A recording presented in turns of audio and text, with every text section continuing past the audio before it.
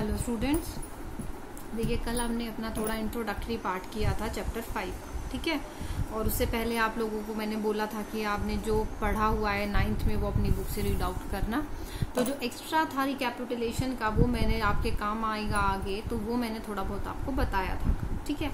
आज हम करेंगे conservation of linear momentum, law of conservation of linear momentum, ठीक है। तो अब देखिए law of conservation of linear momentum को हम सेकंड लॉ से भी प्रूव करेंगे और थर्ड लॉ से भी प्रूव करेंगे, ठीक है। हम दोनों लॉ से इसको प्रूव करेंगे, law of conservation of linear momentum को। तो ये लॉ क्या कहता है कि जब तक हमारी बॉडी पर कोई भी एक्सटर्नल फोर्स नहीं लगता, जब तक हमारी बॉडी पर कोई भी एक्सटर्नल फोर्स नहीं लगता, तो जो लीनियर मोमेंटम है हमारी बॉडी का वो हमारा कंजर्व्ड रहेगा, ठीक है। जब तक हमारा कोई भी फोर्स नहीं लगता, मतलब F=0 है, आपकी बॉडी पर कोई फोर्स नहीं लग रहा, तो जो आपका मोमेंटम है, momentum of the body will remain conserve. आपकी जो बॉडी है उसका मोमेंटम जो है वो कंजर्व रहेगा, ठीक है। ये आपको लॉ कहता है। तो अब देखिए मोमेंटम जो है वो आपका वेक्टर क्वांटिटी है, तो इसका मतलब हम बोल सकते हैं कि जितने भी आपकी बॉडीज हैं, तो या हम बोल सकते हैं टोटल लीनियर मोमेंटम हो जो है आपका, तो वो क्या होगा, वेक्टर सम होगा। जितने भी पार्टिकल है, अगर हम पूरे सिस्टम की बात करते हैं तो जो सिस्टम है उसमें आपका मोमेंटम कंजर्व रहेगा, तो उसका मतलब क्या है कि जितने भी पार्टिकल्स आपके उस सिस्टम में इंक्लूडेड हैं उन सबका मोमेंटम आपका सेम रहेगा, दैट विल नॉट चेंज। तो वही क्या है आपका law of conservation of linear momentum, ठीक है। तो अगर हम इसकी डेरिवेशन पहले देखते हैं सेकेंड लॉ से, ठीक है। हम इसको डिराइव करते हैं पहले सेकेंड लॉ ऑफ मोशन से, कि सेकेंड लॉ ऑफ मोशन क्या कहता है, चेंज इन लीनियर मोमेंटम, है ना, यही था ना आपका, कि चेंज इन लीनियर मोमेंटम नहीं होगा तब तक आपका कोई भी एक्सटर्नल फोर्स अप्लाई नहीं करेगा, जो आपने पढ़ा है ना। तो देखिए अब आप अगर हम इसको सेकेंड लॉ से बताते हैं तो ठीक है, अगर आपके पास n पार्टिकल्स है, ठीक है, n नंबर ऑफ पार्टिकल्स है, ठीक है, उनका मास क्या होगा आपका m1 m2 up to mn मास हो जाएगा, ठीक है। And they are moving with the velocity, उनकी वेलोसिटी क्या हो जाएगी, ऐसे v1 v2 up to vn velocity हो जाएगी उनकी n पार्टिकल्स की, ठीक है। तो अब देखिए लीनियर मोमेंटम क्या होती है, P=mv।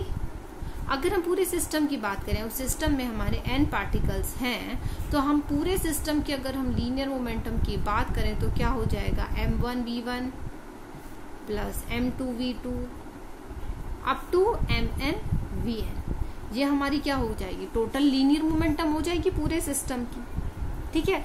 तो अब देखो हमारा कोई भी एक्सटर्नल फोर्स नहीं लगा है। अब सेकेंड लॉ ऑफ मोशन क्या कहता है, फोर्स इक्वल्स टू dp/dt, है ना, कि जब हमारा फोर्स जो है वो चेंज इन लीनियर मोमेंटम के इक्वल होगा। तो अगर हमारा फोर्स ही नहीं लगा है, that means external force is 0। अगर F0 है, एक्सटर्नल फोर्स ही नहीं लगा है, तो इसका मतलब dp/dt क्या हो जाएगा, हमारा 0 होगा। और आपको पता है कि किसी भी चीज का हम डिफरेंशिएशन करते हैं और उसकी 0 वैल्यू कब आती है, जब वो क्वांटिटी कांस्टेंट हो। तो इसका मतलब क्या है, यहाँ पर आपका जो मोमेंटम है वो कांस्टेंट वैल्यू दे रहा है, ठीक है। तो मोमेंटम की कांस्टेंट वैल्यू है, तो इसका मतलब क्या है, मोमेंटम इज कंजर्व्ड, ठीक है। तो सेकेंड लॉ ऑफ मोशन से हमने इसको ऐसे प्रूव किया कि एब्सेंस ऑफ एक्सटर्नल फोर्स, आपका लीनियर मोमेंटम जो सिस्टम का है वो कांस्टेंट रहेगा, ठीक है। In absence of external force linear momentum of the system will conserved या कांस्टेंट, चेंज नहीं होगा वो आपका, ठीक है। तो ये तो हमने प्रूव किया इसको with the second law of motion, ठीक है। अगर हम इसको थर्ड लॉ ऑफ मोशन से करते हैं, अगर हम इसको थर्ड लॉ ऑफ मोशन से करते हैं, तो थर्ड लॉ ऑफ मोशन में हम लेते हैं कि हमारे पास दो पार्टिकल्स हैं, ठीक है, या दो बॉडी है, एक का मास m1 है, एक का मास m2 है, ठीक है। इनिशियली ये u1 वेलोसिटी से मूव कर रही है और ये u2 वेलोसिटी से मूव कर रही है, ठीक है। हम क्या करते हैं, दोनों बॉडीज को कोलाइड करा देते हैं। क्या करा देते हैं? हम दोनों बॉडीज को कोलाइड करा देते हैं। ठीक है, तो कोलिजन के बाद क्या होगा? आपके पास ये एक बॉडी है, ये एक बॉडी है, दोनों कोलाइड करेंगी, इसका मास m1 है और इसका मास m2 है। ठीक है, तो अब क्या होगा? ये दोनों एक दूसरे पर फोर्स लगाएंगी, है ना। थर्ड लॉ ऑफ मोशन क्या कहता है कि जब आपकी एक बॉडी दूसरी बॉडी पर फोर्स लगाती है तो दूसरी बॉडी भी फर्स्ट बॉडी पर इक्वल और अपोजिट फोर्स लगाएगी। ठीक है, क्या होगा? इक्वल और अपोजिट फोर्स लगाएगी। तो क्या होगा? ये वाली बॉडी इस बॉडी पर, ठीक है, मतलब सेकंड बॉडी जो है फर्स्ट बॉडी पर फोर्स लगाएगी इधर, और जो फर्स्ट बॉडी है वो सेकंड बॉडी पर फोर्स लगाएगी इधर, जब कोलाइड कर रहे हैं ड्यूरिंग कोलिजन की अगर हम बात करें, क्योंकि दोनों बॉडी एक दूसरे पर कोलाइड करेंगे तो एक दूसरे पर फोर्स अप्लाई करेंगे। ठीक है, both the bodies will exert force on each other and that force will be equal and opposite. ठीक है, तो इस साइड फोर्स लगाएगी सेकंड बॉडी फर्स्ट पर, और जो फर्स्ट बॉडी है वो सेकंड पर अपोजिट डायरेक्शन में फोर्स लगाएगी। तो कोलिजन के बाद क्या होगा? कोलिजन के बाद क्या होगा? इसका बॉडी का मास m1, इस बॉडी का मास m2। तो ये क्या करेंगे? ये आपकी सपोज u1 u2 वेलोसिटी से मूव कर रहे थे, अब ये v1 v2 वेलोसिटी से मूव करना स्टार्ट कर देंगे। ठीक है, अब देखो सेकेंड लॉ ऑफ मोशन क्या कहता है कि फोर्स फर्स्ट बॉडी पर लगा रही है सेकंड बॉडी। ठीक है, किसके इक्वल होगा? सेकंड बॉडी लगा रही है फोर्स फर्स्ट बॉडी पर। ठीक है, अब क्या होगा? ये दोनों अपोजिट होते हैं और इक्वल होते हैं, तो अपोजिट के लिए हमने क्या किया? हम नेगेटिव साइन यूज करें। ठीक है, तो अब नेगेटिव साइन हम यूज कर रहे हैं, तो इसका मतलब क्या है? फोर्स क्या होता है आपका? Change in momentum. फोर्स क्या होता है आपका? चेंज इन मोमेंटम, और चेंज इन मोमेंटम क्या है? Mass into velocity. तो फर्स्ट बॉडी का क्या हो जाएगा? फर्स्ट बॉडी की क्या हो जाएगी? Change in velocity m1 v1 minus m1 u1। First body के लिए ये होगा आपका equals to with negative sign. Second body के लिए क्या होगा आपका? m2 v2 minus m2 u2। ये हमारा सेकंड बॉडी के लिए हो जाएगा। ठीक है, तो अगर हम इसको इक्वेट करते हैं और देखते हैं तो हमारे पास क्या वैल्यू आएगी? m1 u1 m1 v1 equal minus m1, let me write it again, m1 v1 minus m1 u1 equals to, अब देखो नेगेटिव का साइन था, हम ब्रैकेट ओपन करेंगे तो हम क्या लिखेंगे? m2 u2 माइनस m2 और v2। नेगेटिव साइन जब हम ओपन करेंगे तो हमारे पास यही वैल्यू आएगी। तो हम क्या करें? अब नेगेटिव साइन है या हम इनिशियल वेलोसिटीज को एक साइड लिख लें, तो m1 v1 plus m2 v2 equals to m1 u1 plus m2 u2। तो हमारे पास क्या आ गया? जो फाइनल मोमेंटम था आपके सिस्टम का, ये क्या है आपका? फाइनल मोमेंटम ही तो हुआ आपका। फाइनल मोमेंटम ऑफ सिस्टम किसके इक्वल आया है? ये इनिशियल मोमेंटम किसके इक्वल आया? Initial momentum of system.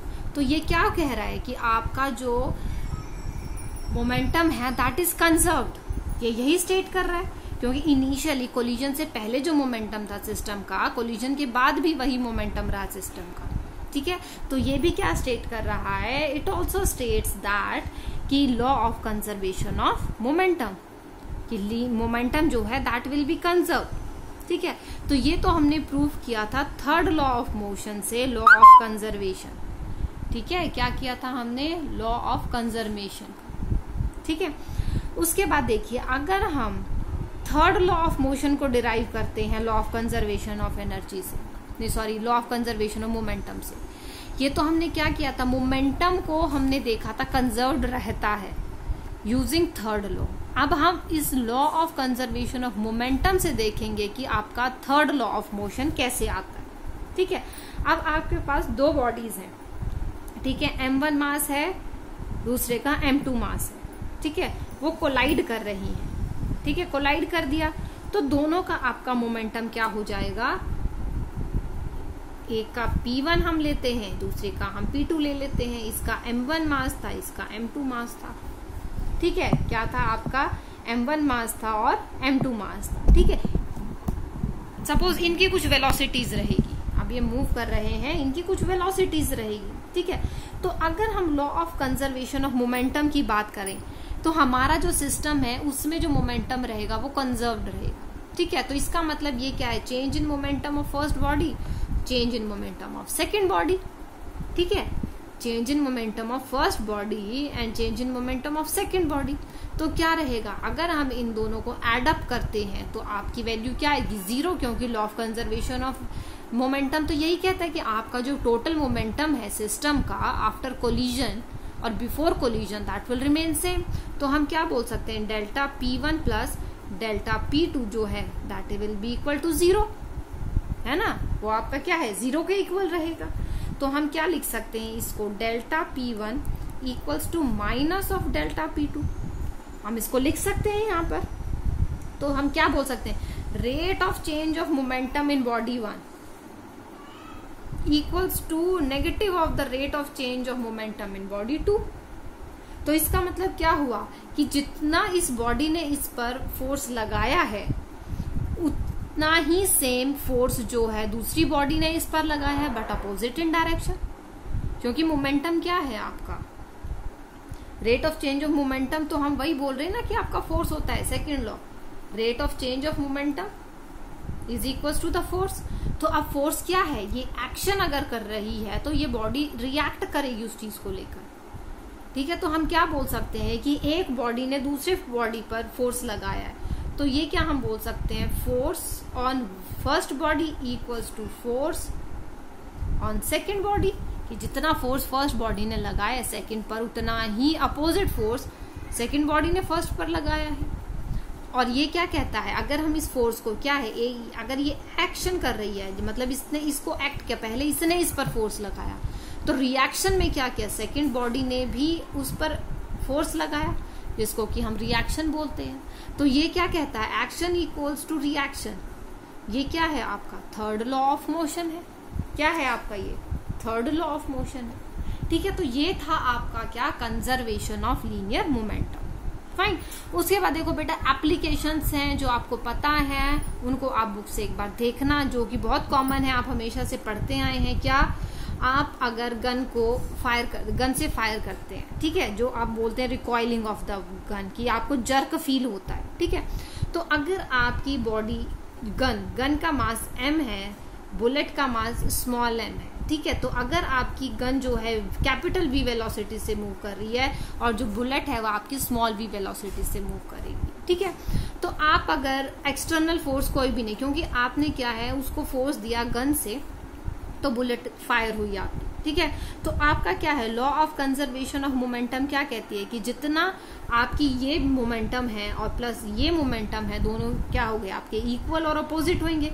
तो हम बोल सकते हैं mv equals to capital M capital V बोल सकते हैं हम।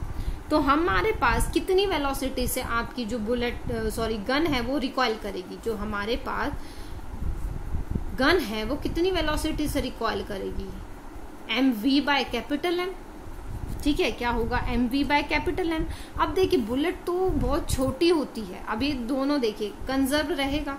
अब बुलेट बहुत छोटी है तो ऑब्वियस सी बात है कि उसकी वेलोसिटी ज्यादा चाहिए अगर हमें momentum law of linear momentum conserve करना है ना। लॉ ऑफ लीनियर मोमेंटम जो है आपको पता है क्या कहता है कि ये कंजर्व रहेगा, तो इसका मतलब क्या है, ये वेलोसिटी कुछ ना कुछ तो शो करेगी। अब इसका मास बहुत ज्यादा होता है एज कम्पेयर टू बुलेट, तो इसके लिए बुलेट का मास ज्यादा है तो इसकी वेलोसिटी बहुत हाई हो जाएगी, और जो आपकी गन है उसका मास बहुत ज्यादा होता है तो उसकी वेलोसिटी बहुत कम हो जाएगी। ठीक है, तो कितनी वेलोसिटी से वो करेगी, mv अपॉन कैपिटल M। तो ये आपकी quantity as compare to velocity of bullet जो है बहुत कम आएगी, लेकिन आएगी कुछ ना कुछ वैल्यू, आपको जर्क तो लगेगा ही लगेगा। ठीक है, तो ये एक कॉमन सा एग्जांपल था जो आप लीनियर मोमेंटम का या कंजर्वेशन ऑफ मोमेंटम से आप बोल सकते हैं। ठीक है, फिर और एग्जांपल आता है कि आपका बेटा जब आप सी शोर पर जाते हैं तो आप बोट में जाते हैं या बोट से जैसे आप बाहर निकलते हैं,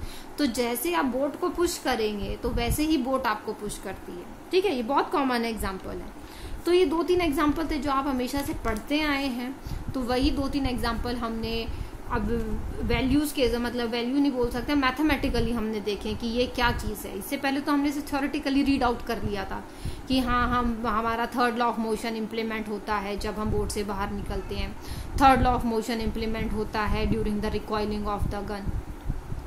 तो वो सब चीज़ें आज हमने थोड़ा mathematical, linear momentum, law of conservation of linear momentum से हमने उसको स्टडी किया। ठीक है, तो ये था आज का आपका बेटा lecture. That's all for today. Thank you students.